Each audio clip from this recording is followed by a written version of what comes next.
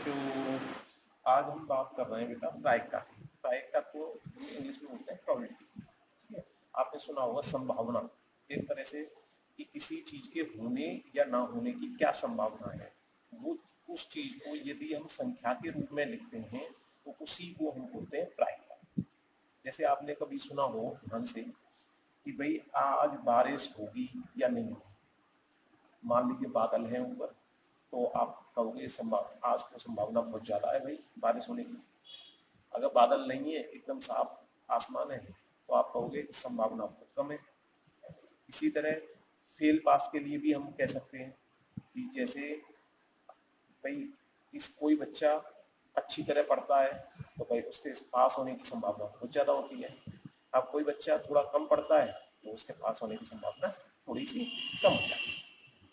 तो अगर हम परिभाषा के रूप में देखें तो हम प्रायिकता की सहायता से अनेक स्थितियों में होने वाली घटनाओं से संबंधित एक अनुमान या संभावना को संख्यात्मक रूप में लिखना सीखते हैं। संख्यात्मक रूप का मतलब है संख्या के रूप में। ठीक है, तो अभी देखो इसको थोड़ा आसान भाषा में हमने किया है। किसी घटना के होना या ना हो, कोई भी घटना है वो होने वाली है या नहीं होने वाली है, यदि उसे हम संख्या के रूप में लिख देते हैं तो उसी को हम बोलते हैं प्रायिकता। एकदम आसान भाषा में। अब शब्द आता है एक घटना। ये घटना का क्या मतलब है? घटना का मतलब यहाँ पर अगर इंग्लिश में बात करें तो इवेंट को, अगर उदाहरण से समझना चाहें घटना को तो कैसे समझ सकते हैं? जैसे पास होना या फेल होना एक घटना है। ये एक घटना है कि पास होगा आदमी या फेल होगा। रेन, बारिश आएगी या नहीं आएगी, ये घटना है। एक्सीडेंट होगा या नहीं होगा, ये भी घटना है। और बहुत सारे उदाहरण हम ले सकते हैं अपने डेली लाइफ से जिनमें हम कह सकते हैं ये घटना है। घटना मतलब कोई भी ऐसी चीज है जो होने वाली है या होगी या कोई भी। जैसे अगर हम इसको और आसान भाषा में समझना चाहें तो हम कह सकते हैं कि आज मान लीजिए हमारा दिन अच्छा जाएगा या खराब जाएगा, तो ये भी एक घटना है। ठीक है, या मान लीजिए हमारे साथ कोई हादसा घटित हो गया तो वो भी एक घटना है। तो ये घटना वो वाली घटना है। ये बच्चे इसको ये ना समझे, एक घटना वो होता है कि जैसे मान लो कम होना, वो वाला घटना। ठीक है, तो अब देखिए प्रायिकता की अगर हम फॉर्मूले की बात करें, जो सूत्र है वो है घटना के पक्ष में, हमारे पक्ष में कितने परिणाम आए। ठीक है, पक्ष में, और कुल परिणाम कितने आए। इसको अगर हम आधार बनाएं, नीचे हमेशा क्या आएगा? कुल संभावना। कुल संभावना क्या है, और ऊपर जब आएगा तो हमेशा क्या आएगा? हमारे पक्ष में कितनी संभावना। तो अगर हम पक्ष वाली संभावनाओं को ऊपर लिखें और कुल संभावनाओं को नीचे लिख दें तो हमें किसी भी चीज की क्या निकल जाएगी? प्रायिकता। संख्या में मान निकलेगा उसका, उसकी संभावना कितनी ज्यादा है, कम है।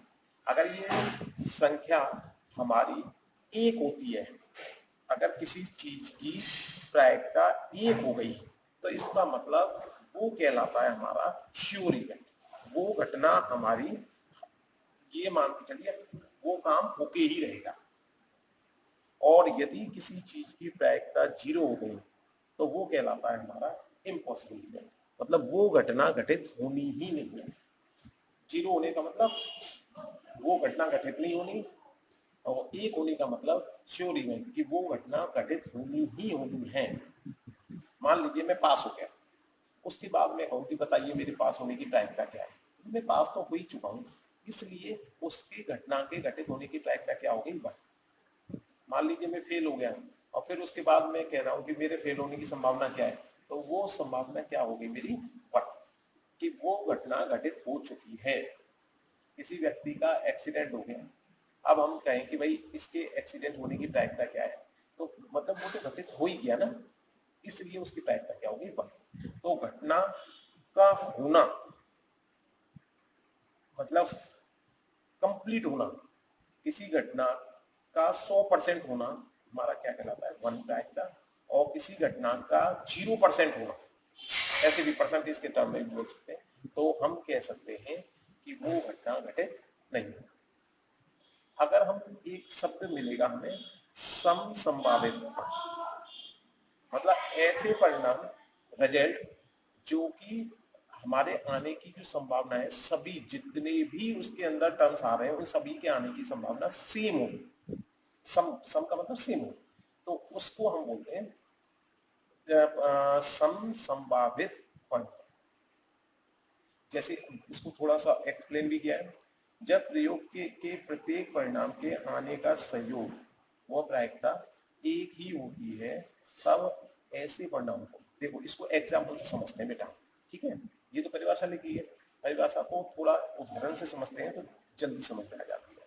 तो जैसे मान लो एक सिक्का उछाल दिया मैंने, आप सिक्का तो जानते हो, कॉइन, कॉइन उछाल दिया हमने, सिक्का उछाला, तो उसमें क्या क्या संभावना बन सकती है, या तो हमारा चित्त आएगा या पट आएगा। अगर इंग्लिश में बात करें तो या तो हेड आएगा या टेल आएगा।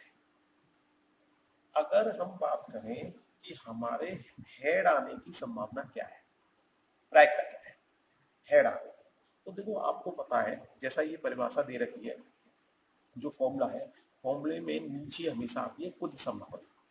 तो कुल संभावना यहाँ पे काउंट करके लिखनी है, ये 1 और ये 2, तो कुल संभावना हमारी कितनी आ गई, 2। कुल संभावना कितनी हुई, 2। अब हमारे पक्ष में कितनी संभावना है, यहाँ पे ये लिखा हुआ पक्ष में, पक्ष में मतलब क्या चाहिए हमको, चित्त।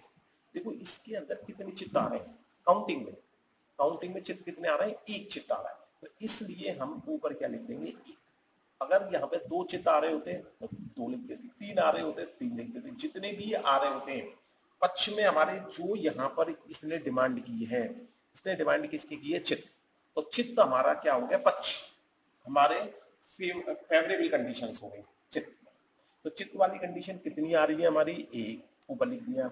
नीचे हमेशा क्या लिखते हैं, कुल संख्या, कुल संख्या कितनी बन रही है, 2।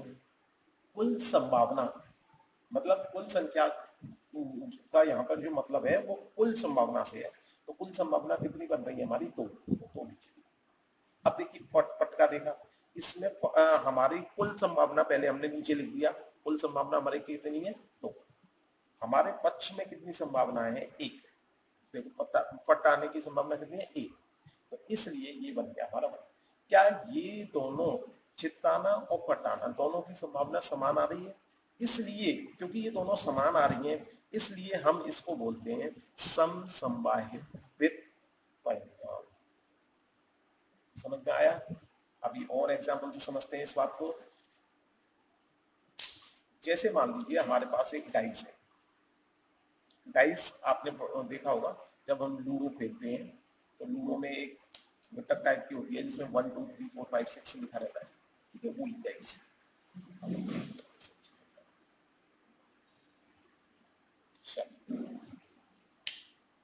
देखिए अब जैसे मान लीजिए एक पासा फेंका, पासा फेंका, तो उस पासे में कुल संभावना क्या क्या बन सकती है।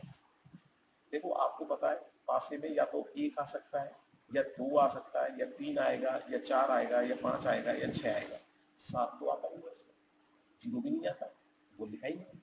तो कुल संभावना हमारी क्या बन गई, 6 बन गई, 1 2 3 4 5 6।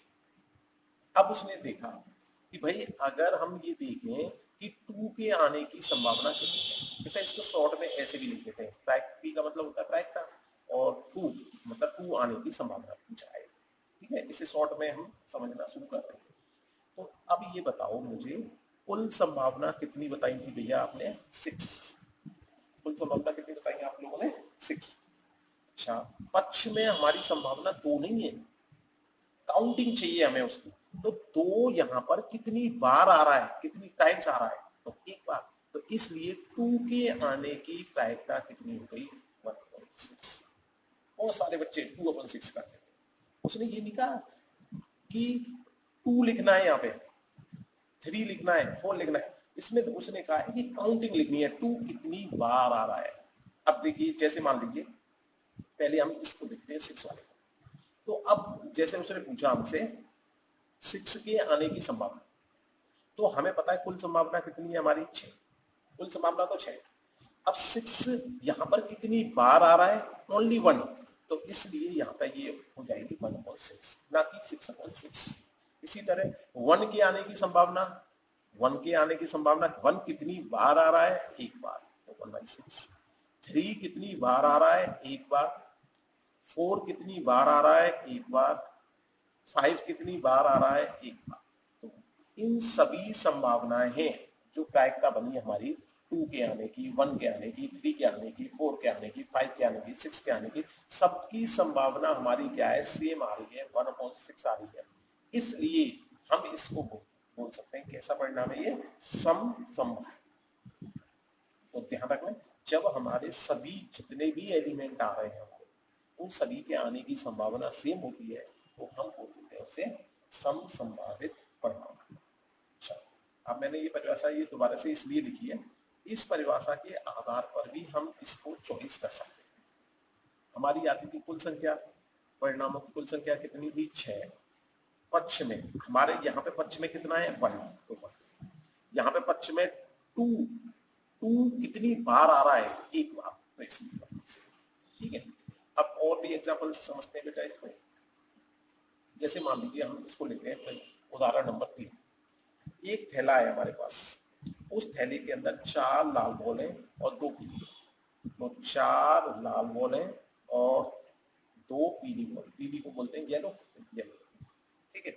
तो हमारे पास थैले के अंदर इस तरह से कंडीशन है, ये थैला है हमारा। इस थैले के अंदर कुल बॉल कितनी हो गई, अब 4 तो लाल है, 2 येलो है, तो कुल बॉल कितनी होगी बेटा हमारी, 6। अब उसने कहा लाल बॉल के निकलने की संभावना निकाल। अब देखो लाल बॉल, पहले नीचे लिख लेता हूं मैं कुल संभावना मेरी कितनी है बेटा, 6। अब ये बताओ लाल बॉल कितनी आ रही है, इसमें मैं बोल रहा था कितने टाइम्स आ रहा है 2, कितने टाइम्स आ रहा है 3, ऐसे इसमें लाल बॉल कितनी बार आ रही है, 4 बार। तो फेवरेबल कंडीशन हमारी पक्ष में कंडीशन हो गई 4। तो देखो पक्ष में 4 माना जाएगा और कुल संभावना हमारी कितनी मानी जाएंगी, 6। तो अगर इसको सिंप्लीफाई कर दें, 2 से काट दें 2 टाइम्स, इसको 2 से काट दें 3 टाइम्स, तो 2/3 हमारा क्या हो जाएगा, आंसर। बेटा इसे हमेशा लोएस्ट में छोड़, ठीक है, जितना भी कट जाएगा काट लेगा। अब देखो पीली गेंद की पूछी थी, अब बताओ कुल संभावना तो 6 है, अब पीली बॉल कितनी है काउंटिंग में, आप लोगे तो मैंने लिख दिया 2/6। तो अगर इसे काटेंगे तो ये कितना आ जाएगा, 1/3। क्या ये दोनों लाल बॉल और पीली बॉल आना समसंभावित परिणाम है, दोनों भी समान नहीं है। तो बात समझ में आ गई, कब है कब नहीं है। तो इसलिए ये एग्जांपल केवल इसलिए दिया गया है आपको, ठीक है। अब आगे चलते हैं, एक और एग्जांपल देखते हैं हम। देखिए ये है हमारा एग्जांपल नंबर 4। ये क्या कह रहा है, 2 सिक्कों को यदि हमने एक साथ उछाल दिया, यदि 2 सिक्कों को उछालेंगे तो ऐसा हो सकता है दोनों में क्या आ जाए, हमारा चित्त। दोनों, अब मैं चित्त को हेड एच लिख देता हूँ, ठीक है। देखो मैं यहाँ पे भी लिख देता हूँ, चित्त का मतलब बेटा हमारा हेड होता है और पट का मतलब हमारा टेल। क्योंकि चित्त और पट लिखने में टाइम ज्यादा लगेगा और साथ में जगह भी ज्यादा लगेगी, इसलिए मैंने चित्त को हेड और पट को टेल थोड़ा सा इंग्लिश यूज कर। अब या दोनों में टेल आ सकता है, भाई पहले में भी टेल आ जाए दूसरे में भी टेल आ जाए, या ऐसा भी तो हो सकता है फर्स्ट वाले में तो हेड आए और दूसरे वाले में टेल आ जाए, या इसका उल्टा हो सकता है फर्स्ट वाले में टेल आ जाए और सेकंड वाले में हेड आए। इसके अलावा यदि और कोई चांस है तो कमेंट करके बता दो। तो कुल संभावना हमारी कितनी बन गई, 4। इन्हें काउंट ऐसे नहीं करेंगे 1 2 3 4, नहीं, ये पूरा एक संभावना है, ये पूरी एक संभावना है, ये पूरी एक संभावना है, ये पूरी एक संभावना। तो कुल संभावना हमारी कितनी होगी काउंटिंग में, 4। अब उसने कहा 2 चित्त आने की, चित्त का मतलब क्या बोला था मैंने बेटा, हेड। 2 हेड आने की प्रायिकता क्या है। अब आपने देखा वे 2 हेड हमारे पत्थर, तो आपने सबसे पहले यहाँ पे देखा यहाँ पे कितने हेड आ रहे हैं, तो ये चल जाएगा हमारे केस में। यहाँ पे कितने हेड आ रहे हैं, एक भी नहीं आ रहा है। यहाँ पे हेड कितना आ रहा है, एक, नहीं चलेगा। यहाँ पे हेड कितना आ रहा है, एक, नहीं चलेगा। तो मतलब कुल टोटल संभावना कितनी बताई थी बेटा मैंने, 4। और ऐसी कितनी संभावना हुई जो चली, जो आपके पक्ष में थी, तो एक। जिसमें 2 हेड आ रहे थे वो कितनी संभावना थी, केवल एक। तो इसलिए इसका उत्तर हो जाएगा 1। और देखिए एक चित्त आएगा। अब देखो एक चित्त लाने के लिए, अब देखो यहाँ पर कितने चित्त आ रहे हैं, चित्त का मतलब हेड। यहाँ पे कितने हेड आ रहे हैं, तो नहीं चलेगा। यहाँ पे कितने हेड आ रहे हैं, एक भी नहीं, तो इसका मतलब ये भी नहीं चलेगा। यहाँ पे हेड कितना आ रहा है, एक। यहाँ पे हेड कितना आ रहा है, एक। वो ये नहीं कह रहा कि कब कौन सा हेड पहले आया कौन सा बाद में, वो तो केवल कह रहा है हेड कितने आ रहे हैं काउंटिंग में, एक। यहाँ पे हेड कितने आ रहे हैं काउंटिंग में, एक। इसलिए हमारी कितने केसेस चल गए, एक तो ये केस चला, एक ये चला, तो 2 केसेस हमारे पास हो गए, हमारे पक्ष में है। और टोटल केसेस कितने हैं हमारे पास, 4। थोड़ा थोड़ा समझ में आ रही होगी बात। और देखिए 0 हेड, 0 चित्त। अब देखो यहां पर मेरे 2 चित्त हैं, मैं बदल देता हूं। यहां पर हमारे कितने चित्त हैं, 2। अब तो इसके मतलब ये तो चलेगा नहीं क्योंकि उसने 0 का है। यहाँ पर चित्त कितना है हमारा, एक भी नहीं। एक भी नहीं का मतलब क्या है, 0 चित्त, तो इसका मतलब ये चल जाएगा। यहाँ पे चित्त कितना आ रहा है, एक, नहीं चलेगा। यहाँ पे चित्त कितना आ रहा है, एक, नहीं चलेगा। तो कितनी टोटल केसेस कितने थे बेटा हमारे, 4। और चलने वाले केसेस कितने, केवल एक, क्योंकि इसमें एक भी चित्त नहीं आया, एक भी हेड नहीं आया। तो इसलिए 0 चित्त के लिए हमारी कंडीशन क्या बन गई, 1/4। अब देखिए इसके बाद एक लास्ट उदाहरण और है, उदाहरण नंबर 5। मान लीजिए हमने एक पर्ची ली, पेज लिया, पेज को हमने 20 पार्ट्स में डिवाइड कर दिया, इक्वल पार्ट्स, और उसमें हर पर्ची में 1 2 3 4 5 6 7 8 20 तक काउंटिंग लिख। जैसे आप स्कूल में खेलते हो चोर पुलिस वाला गेम, तो उसमें एक कागज दिया, 4 हिस्से किए, एक पे चोर लिख दिया, एक पे सिपाही लिख दिया, एक पे राजा लिख दिया, इस तरह से करते हो या नहीं करते। सेम उसी तरह मैंने क्या किया, एक पेज लिया, उसके 20 पीसेस किए, 20 हिस्से किए, और उन पर काउंटिंग लिख दी 1 2 3 4, और उसे फोल्ड कर दिया। फोल्ड करके मैंने क्या किया, एक बॉक्स में डाल दिया। बॉक्स तो पता ही है आपको, एक बॉक्स में डाल दिया। अब उसको अच्छी तरह मिला दिया, जिससे कि मुझे नहीं पता पड़े कि किस पर्ची में क्या लिखा हुआ है। अब देखो, अब मान लीजिए उसने कुल संभावना की बात यदि हम करें, इस केस में कुल संभावना क्या बन जाएंगी हमारी, वो देखिए भाई। ऐसा हो सकता है कि 1 आ जाए, ऐसा हो सकता है 2 आ जाए, 3 आ जाए, क्योंकि पर्ची पे 3 तो लिखा ही है हमने, 4 भी लिखा है, 5 भी लिखा है, 6 7 8 9 10 11 12 13 14 15 16 17 18 19 20 तक काउंटिंग लिखी है, तो 20 से ज्यादा बड़ा तो आ नहीं सकता। तो हमारी कुल संभावना कितनी हो गई है, 20। अब उसने कहा 5 के आने की संभावना क्या निकालना है बेटा, 5 के। देखो नीचे तो हमेशा लिखते थे कुल हमारे पक्ष में संभावना कितनी है, 20। अब 5 कितनी बार आ रहा है काउंटिंग में, 5 कितनी बार आ रहा है, मात्र एक बार आ रहा है, और तो कोई 5 है नहीं है। तो हमारा आंसर क्या हो जाएगा, 1/20। 5 काउंटिंग में कितनी बार आ रहा है ये देखना, न कि हमें ये देखना है 5 आ रहा है तो 5/20 नहीं लिखना।